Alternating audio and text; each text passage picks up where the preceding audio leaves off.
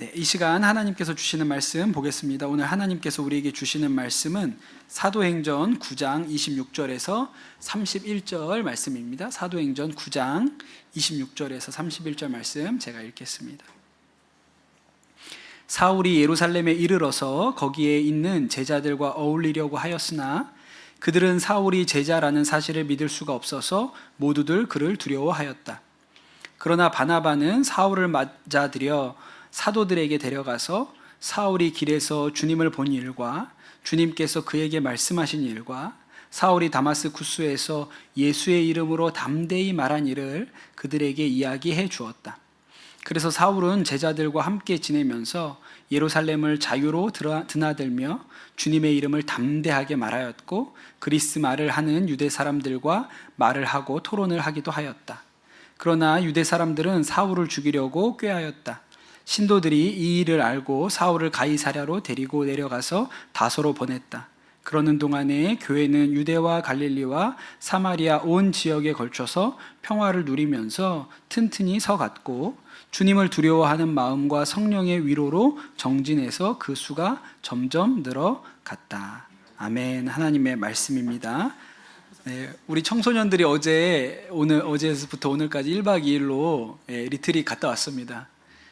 지금 깨어있는 게 기적이라고 생각이 들고요. 네, 그냥 자도 그러려니 하고 생각을 하십시오. 네, 그냥 여기 와서 앉아있는 게 놀라운 일입니다. 서울 동대문 옆에 창신동이라는 동네가 있어요. 그냥 옛날에는 그냥 좀 달동네 이런 느낌이었는데 요 근래는 좀 이렇게 아주 특별한 장소처럼 볼 게 많다고 그런 얘기들도 합니다. 제가 20대 몇 년을 이 동네에서 살아서 그 동네를 꽤 잘 압니다. 요새는 또 개발된다 그래서 또 호재도 있고 그렇다고 얘기를 들었어요. 근데 그 창신동에 동대문 쪽으로 내려오면 창신동에 또 뭐가 유명한 게 있냐면 문구시장이 있어요. 지금 사역을 시작하는 우리 전도사님들은 잘 모르지만 제가 전도사 할 때만 해도 1년에 몇 번씩 창신동 문구시장 갔거든요. 달란트 시장 한다 그러면 거기 가서 다 물건 사가지고 그렇게 와가지고 달란트 시장하고 성탄절에 선물 줘야 된다 그러면 하여튼 다 창신동 문구시장에 가서 그렇게 사오곤 했습니다. 이제는 다 쿠팡에서 사기 때문에 더 이상 갈 일이 없어졌죠. 그 창신동 문구시장 한켠에 동신교회라는 오래된 교회가 하나 있어요. 되게 멋있게 잘 지은 교회입니다. 그 교회가 지금도 역사도 오래되고 그런 교회인데 그 60년대, 70년대에는 그 교회 고등부 성가대가 어른 성가대가 아니고 고등부 성가대가 그렇게 노래를 잘해가지고 유명했다 그래요. 그래서 무슨 합창대회에 나가서 몇 회 연속으로 우승도 하고 그런 성가대가 있었다고 그럽니다.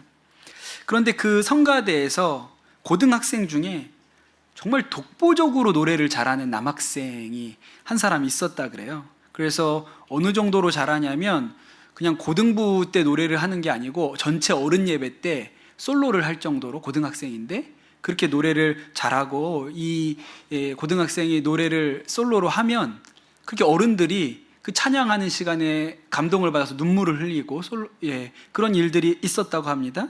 그 남학생이 누구일까요? 조영남 씨예요. 놀랍죠? 너무 망가졌습니다. 그분도 그랬던 시절이 있었다는 게 놀랍죠? 그런데 그 같이 성가대 섰던 학생 중에 영남이 형이 너무 노래를 잘하니까 그게 너무 멋있고 또 영남이 형이 노래만 잘한 게 아니라 기타를 그렇게 잘 쳤대요. 그래서 나도 대학 가면 아버지한테 기타부터 사달라 그래서 기타를 해야겠다 그렇게 생각해서 그 기타를 사가지고 노래를 부르기 시작한 사람이 있었는데 그분이 트윈폴리오의 윤형주입니다. 지금은 온누리교회 장로님이죠. 우리 청소년들 조영남 압니까? 몰라도 됩니다. 조영남은. 윤형주 알아요? 윤형주 조개 껍질 묶어 그녀의 목에 걸어 이거 노래 들어봤어요?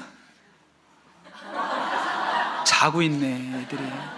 그러면 손이 가요 손이 가 새우깡에 손이 가 이건 압니까? 이게 윤형주가 작곡한 노래예요. 그런데 또 재밌는 거 여러분 윤형주의 육촌형이 누군지 아세요? 윤동주 시인이에요. 근데 이 윤영주 장로님이 이렇게 동생이 여럿 있었나 봐요. 제가 알기로는 오남매인가 뭐 그렇다고 들은 것 같은데, 그 막내 동생이 또 그 교회에서 고등부 성가대를 한 거예요. 그때 막내 동생 고등부 성가대 할 때 같이 고등부 성가대에서 노래 불렀던 사람이 나중에 굉장히 유명한 가수가 됩니다. 김광석이에요. 예.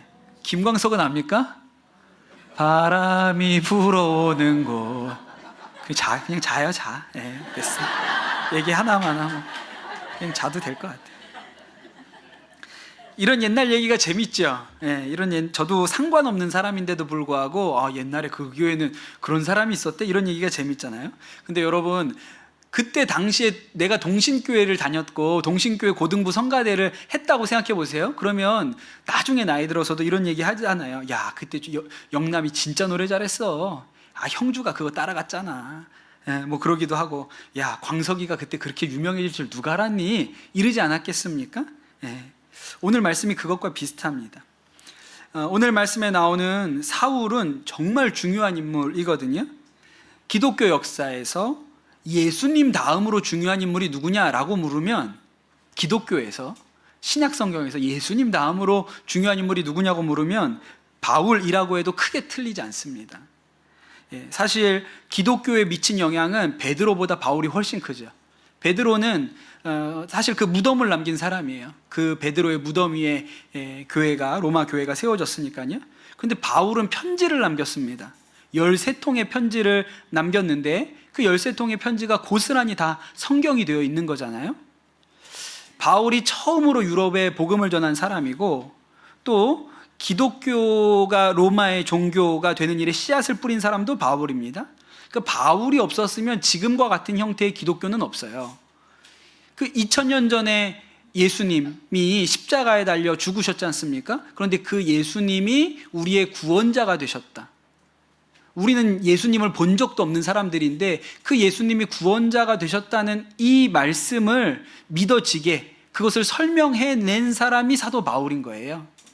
그래서 우리는 지금도 사도 바울이 만들어 놓은 가이드라인을 따라서 예수님을 믿고 있다 해도 과언이 아닙니다. 그런데 지난주에 바울이 이름 바뀌기 전에 사울이 다마스쿠스로 예수 믿는 사람들을 잡으러 가다가 그 예수님을 만나게 되었다는 이야기를 드렸죠. 그때 사울이 예수님을 만나고 완전히 꼬꾸라집니다.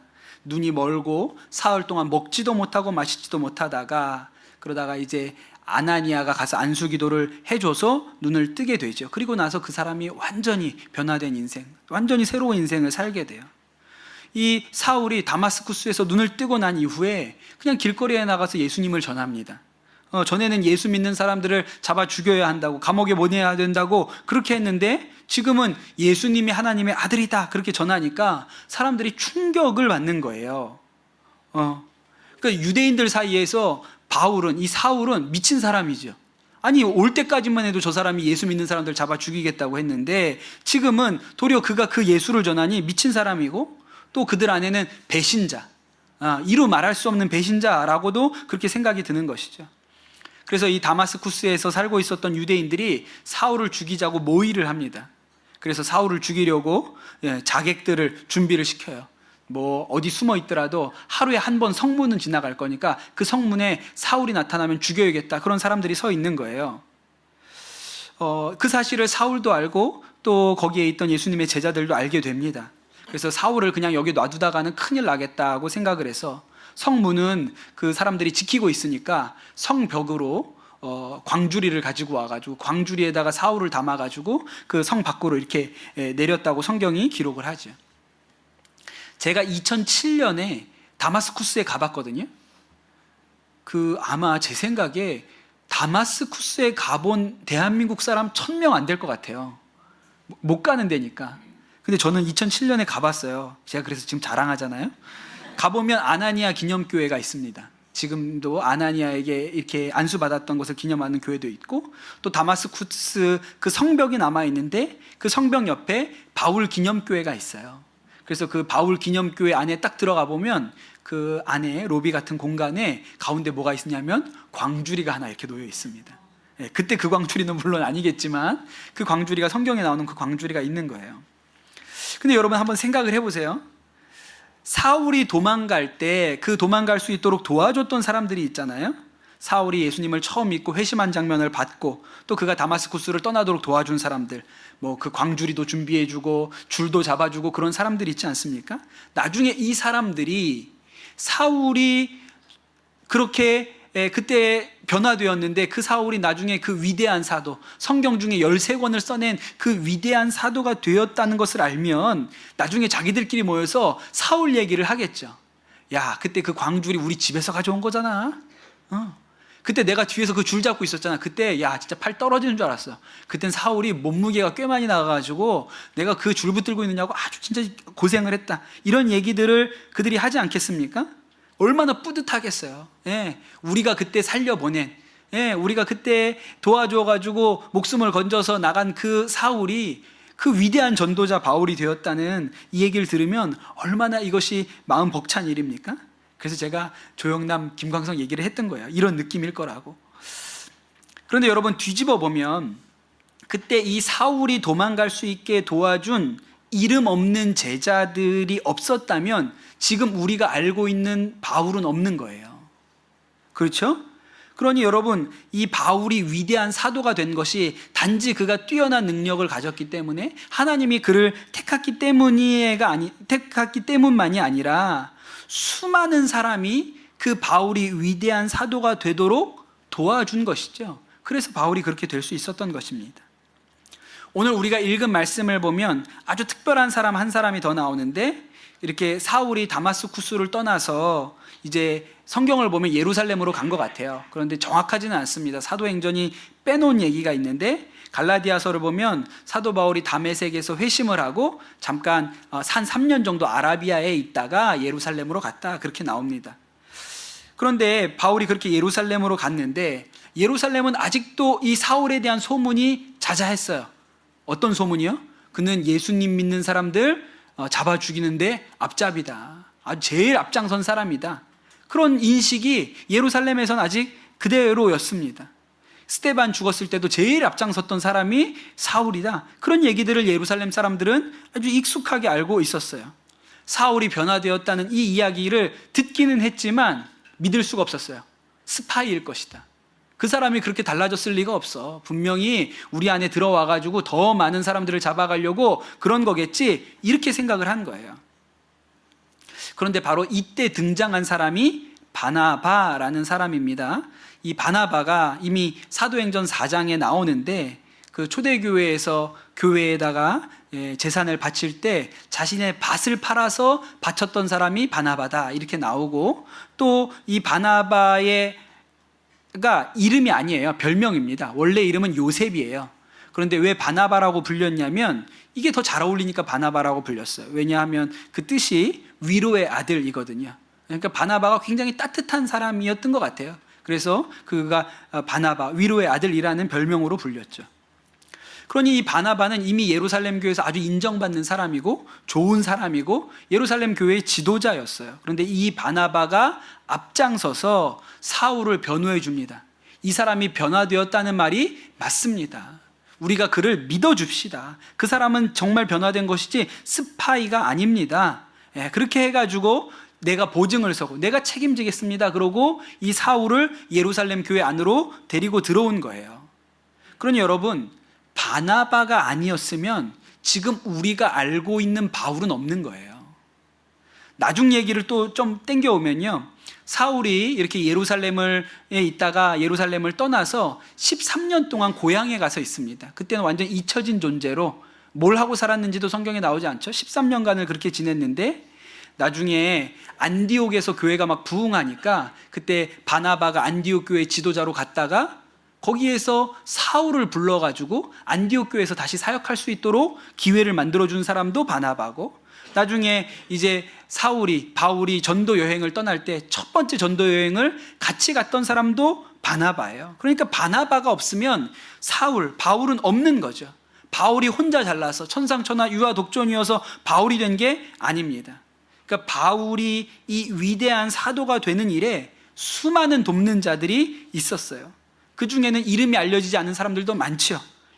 오늘 말씀에도 사울이 또 예루살렘에서 전도하니까 예루살렘의 유대인들이 저놈은 살려두면 안 되겠다, 저놈 죽여야겠다라고 했을 때도 그 형제들이 이 사울을 잘 빼내가지고 배를 타고 고향으로 갈 수 있게끔 이렇게 해줬습니다. 그런 사람들이 있었기 때문에 우리가 오늘 알고 있는 바울이 나타나게 된 것이죠. 그러니까 여러분, 바울은 혼자 만들어지지 않았어요. 수많은 돕는 자들을 통해서 바울이 선 것입니다. 근데 여러분, 마찬가지죠. 혼자 잘나서 혼자서 선 사람은 없습니다. 다 돕는 자들 덕분에 서 있는 것이죠.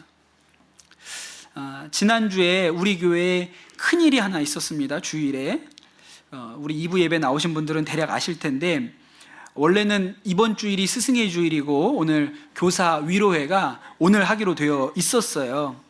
그런데 지난주 1부 예배가 끝나고 제가 복도에 나갔는데 엘리베이터에서 엄청난 양의 스티로폼 박스가 내려지더라고요. 제가 이게 뭐야, 이게 뭐 잘못 온 것 같은데 이게 왜 일로 왔지? 그랬는데 잠시 후에 우리 조성희 전도사님이 사색이 되어서 제 방으로 들어왔습니다. 그리고 정신이 반쯤 나간 표정으로, 목사님 큰일 났습니다, 제가 교사 위로회 식사를 잘못 주문해서 다음 주에 와야 되는데 이번 주에 와버렸습니다, 그러는 거예요. 그래서 오늘 교사 위로회를 해야 한다고 그렇게 얘기를 하더라고요. 저는 지난주에 그 일을 보면서, 야, 우리 교회가 강남 선한목자교회가 되게 좋은 교회구나. 그렇게 큰 실수가 벌어져도 그냥 땡겨서 한 주 전에 해버리면 다 할 수 있다, 다 좋게 할 수 있다. 그게 참 좋은 교회라고 생각을 했어요. 제가 여러 전도사님들하고 같이 사역하면서 전도사님들이 실수한 일들이 뭐 여러 번 있지요. 그 중에서 자잘한 거 말고 대형 사고들이 몇 번 있었거든요. 첫 번째 대형 사고는 지금은 양평 감리교에서 사역하시는 Y 목사님이라는 분이 계세요. 그 Y 목사님이 겨울 수련회 때 그 버스 인솔자로 세웠습니다. 그 뭐 간단한 거예요. 버스에다가 버스 세대에 애들을 태워가지고 그 영종도에 있는 배터로 오면 되는 거예요. 그 버스 기사 아저씨한테 영종도 배터로 가시면 됩니다, 그렇게만 얘기하면 오잖아요. 근데 제가 아무리 기다려도 안 오는 거예요. 전화를 했죠. 왜 안 오냐고. 그랬더니 대답이, 왔는데요. 그래요. 안 보이는데. 어디 왔어? 저희 도착했어요. 아니 거기가 어딘데? 월미도 배터예요. 영종도로 오라 그랬는데 150명을 데리고 월미도로 가버린 거예요. 이 대형 사고죠. 이런 일이 한 번 있었고요. 두 번째는 지금 선한목자교회에서 부목사로 사역하시는 제이 목사님. 그때 고등부 전도사였는데 지난주에도 짧게 말씀드렸지만 부활절에 그 부활란 나눠준다고 이제 준비를 하라 그런 거예요. 근데 요새는 이제 삶기 귀찮으니까 구운 계란 사잖아요. 그때 중등부 고등부 거 다 같이 요 고등부 전도사님이 주문을 하셨는데, 고등부 거 주문하고 나서 또 거기서 중등부 거 주문하려고 하니까 품절이 돼서 주문이 안 되는 거예요. 그래가지고 다른 사이트에 가가지고 주문을 했죠. 그리고 부활절이 됐습니다. 난리가 난 거예요. 날계란이라고. 그 우리가 부활란 받아가지고 뭐 어떻게 장난쳐요? 머리에다 이렇게 하잖아요. 머리에다 퍽 깼더니 막 계란이 줄줄 흘러내리고. 전화가 오는 거예요. 주머니가 지금 흥건하다고. 그래가지고 막 전도사님들 불러 모아가지고 빨리 문자 메시지 보내라, 날계란이라고. 빨리 날계란이라고 막 문자 보내라고 하고 그랬습니다. 근데 그거를 자기 부서 날계란을 샀으면 그나마 다행인데, 남의 부서 거를 날계란을 사고 자기들 거는 구운 계란으로 샀으니 얼마나 밉상입니까? 지금도 일부러 한 게 아니냐, 막 이런 의혹을 받고 있습니다. 대형 사고였죠. 세 번째 사고가 지난주에 있었던 조성희 전도사님 사건이에요. 제가 볼 때 3대 첩입니다. 3대 첩 이게. 그런데 이제 이 일이 지나고 나서 행사는 되게 잘했거든요. 너무 재밌게 잘했습니다. 그런데 우리 성도님들 중에 이제 좀 걱정하시는 분들이 계시는 것 같아요. 조성희 전도사님이 그러고 나서 주일날 늦게 저한테 이제 혼났을까봐 그렇게 걱정하는 분들이 계신 것 같아요. 여러분, 저는 그런 사람이 아닙니다. 예전에는 그런 사람이었을지도 몰라요. 앞서 말한 두 사람은 저한테 엄청 혼났어요. 그러나 지금은 사울처럼 변화되었습니다. 증거가 남아있어요. 지난 주일날 오후 4시 22분에 조성희 전도사님이 저에게 카톡 메시지를 보냈습니다. 목사님, 오늘 너무 수고 많으셨습니다. 죄송합니다. 이렇게 메시지를 보내주셨어요. 5시 34분에 제가 카톡으로 답장 메시지를 보냈습니다. 수고했어. 조 전도사가 맡은 게 많아서 그렇지. 고마워. 제가 이렇게 보냈습니다.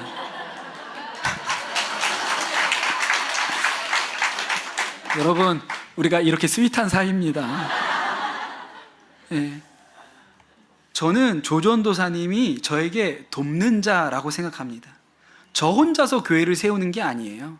돕는 자들이 있기 때문에 세우는 것이죠. 우리 교회가 또 제가 수많은 돕는 자들 때문에 서 있는 거예요. 그것이 우리의 정체성입니다. 여러분, 저도 누군가의 돕는 자이고요, 또 누군가의 도움을 받는 자입니다. 우리가 다 그렇게 붙들고 서 있는 거예요. 제가 벌써 목회한 지가 한 20년이 됐는데, 그렇게 목회하다가 어떤 때는 낙심이 오고, 야, 내가 진짜 목사가 맞나? 이제 그만해야 되지 않나? 이런 생각을 했던 때가 있죠. 그때 수많은 동역자들이 붙들어줬습니다. 저희가 부부싸움을 해서 도저히 목회를 못하겠다고 그럴 때 우리 동역자들이 와서 저를 따로 불러내고 저희 아내를 따로 불러내서 각자 설득해가지고 다시 만나게 해주고, 뭐 밥 사 먹이고 위로해주고 격려해주고, 그래서 여기까지 온 거예요. 혼자 서 있는 게 아닙니다. 또 제가 여러 사역자들하고 같이 사역하다가, 목사님, 저는 사역은 아닌 것 같습니다. 저는 이제 그만둬야 될 것 같습니다. 그러고 찾아왔던 우리 후배 사역자들, 그럴 때가 있으면 밥 사 먹이고 위로해주고, 그렇게 일으켜 세워가지고 지금 다 목회 현장에 다 그렇게들 서 있어요. 그러니 여러분, 우리 중에 누구도 혼자 못 섭니다. 혼자 설 수 있는 사람이 없어요. 바나바가 없으면 바울도 없는 거예요. 바울이 없으면 누가도 없고 디모데도 없고요. 그러니 우리가 다 서로 붙들어 매서 서 있는 것이죠. 여러분, 예수님께서 그 갈멜산에서 850대 1로 싸웠던 엘리야를 기억하시죠? 그냥 혼자 나가가지고 850명의 거짓 선지자들을 대항해서 싸운 사람이에요. 근데 여러분, 엘리야가 혼자 서 있습니까? 사르밧 과부가 없었으면 엘리야도 없는 거예요. 서로 돕고 도왔기 때문에 서 있는 것이죠. 그러니 여러분, 우리가 기억해야 되는 것은 오늘도 우리가 누군가의 바나바라는 거예요. 예, 우리 내가 도움을 주어야 될 사람이 속회원일 수도 있고, 내 아내나 남편일 수도 있고, 어떤 사역자일 수도 있고, 이웃일 수도 있죠. 그런데 여러분, 이것이 우리가 주님 안에서 받은 부르심입니다. 우리는 돕는 자로 부르심을 받았어요. 섬기는 자로, 돕는 자로 부르심을 받았습니다. 예수님이 그런 얘기를 하셨죠. 어떤 사람이 여리고로 내려가다가 강도를 당했습니다. 거의 죽게 됐어요. 제사장이 지나가다가 그 사람이 쓰러져 있는 것을 봤습니다. 근데 겁이 나니까 그냥 피해서 가버렸어요. 레위인이 지나갑니다. 레위인도 이 사람이 강도 맞아 있는 것을 보고, 야, 이러다 있다 나도 봉변당하겠다. 그래서 그냥 가버린 거예요. 그런데 한 사마리아 사람이 지나가다가 이 사람이 쓰러져 있는 것을 보고 그를 불쌍히 여겨서 그를 치료해주고 자기 나귀에 태워서 여관으로 데리고 갑니다. 그리고 여관 주인에게 돈을 주면서 이 사람을 다 날 때까지, 회복할 때까지 돌봐주시고, 혹시라도 비용이 더 들면 나중에 내가 와서 갚겠습니다. 그렇게 얘기를 했다는 거예요. 그리고 나서 예수님이 물어봐요. 이들 중에 누가 강도 당한 자의 이웃이냐? 너무 당연하죠. 세 번째 사람입니다. 자비를 베푼 사람입니다. 그렇게 대답을 해요. 그때 예수님이 뭐라고 얘기합니까? 가서 너도 이와 같이 하라. 너도 이와 같이 하라. 그렇게 얘기해요. 이게 우리의 부르심입니다. 우리는 돕는 자로 부름받으셨어요. 누군가를 섬기는 자로, 돕는 자로, 세우는 자로 우리가 바나바인 것이죠. 그리고 내가 바나바이기 때문에 다른 사람도 나에게 바나바인 거예요. 그래서 우리가 다 그저 손에 손을 맞잡고 팔짱을 끼고 서로 버티며 서 있는 것이죠. 선한목자교에서 제가 같이 동역했던 최양락 목사님이라고 계세요. 지금은 비올드 교회에 개척해서 열심히 목회하고 계신데, 이 최 목사님이 고등학교 3학년 때 이 목사님 아버님이 식물인간이 되었습니다. 그래서 굉장히 어려운 시간이었어요. 그때 대학 가야 되는, 진학해야 되는 때 아버지가 그렇게 식물인간이 되었으니 이 고등학생이었던 최양락에게도 너무나도 그 시절이 어렵고 힘든 시절이었죠. 그 간증을 제가 읽어드리겠습니다. 19살에 아버지가 식물인간이 되신 후 가정은 행복과는 거리가 멀었습니다. 대학교에 들어가서 대인기피증과 우울증 증상으로 그렇게도 힘든 캠퍼스 생활을 했습니다. 집안에서는 가장으로, 그리고 교회에서는 신학생으로 사역을 하면서 겉으로는 아무렇지 않은 척, 괜찮은 척 하면서 살았습니다. 한 번은 내 안에 일어나는 분노와 혼란을 어떻게 감당할 수가 없어서 하루 종일 방문을 잠그고 이불을 뒤집어 쓰고 소리를 질러댄 날이 있었습니다. 이것이 미치는 것이구나 싶을 때가 있었습니다. 그런데 세상에 그런 절 믿고 국가에서 나라를 지키라고 부르더라고요. 그렇게 군대에 갔으니 어떻게 됐겠습니까? 참 부끄럽지만 처음부터 관심사병이 되었습니다. 자대에 배치받고 얼마 안 되어서 의무대에 입원했습니다. 의무대가 어디가 아파서만 가는 곳이 아닙니다. 관심사병 격리용으로도 쓰입니다. 제 옆에 있었던 한 친구는 너무 스트레스를 받아서 이부자리에 소변을 보더라고요. 제가 거기에서 한 이틀을 있으면서 제 마음에 하나님은 어디 계시지? 하나님은 이런 나를 아실까? 그렇게 군 생활을 시작했습니다. 의무대에 누워있던 저를 저희 부대 목사님이 부르셨습니다. 그리고 저를 군종병을 시켜주셨습니다. 그러나 군종병 이전에 저를 성도로 대해주셨습니다. 한 번은 목사님이 오셔서 물어보셨어요. 아버지 잘 계시니? 지금 병원에서 나오셨니? 그래서 제가 지금은 집에 모시고 있다고 말씀을 드렸습니다. 그날이 저희 집 신방하는 날이 되었습니다. 오가는 길 4시간에 걸쳐 목사님이 운전하시고 신방을 오셨습니다. 이 목사님이 참 특이하셨던 것이 손님이나 위문 공연팀이 오면 그분들이 돌아가실 때 배웅을 나가시는데 손님들이 눈에서 완전히 사라질 때까지 손을 흔드시며 배웅을 하셨습니다. 그래서 어떨 땐 이미 떠나고 5분, 10분이 넘도록 그 자리에서 배웅을 하기도 했습니다. 제게 늘 강조하신 것이 이것이 내가 드리는 저분들을 향한 예의다라고 말씀하셨습니다.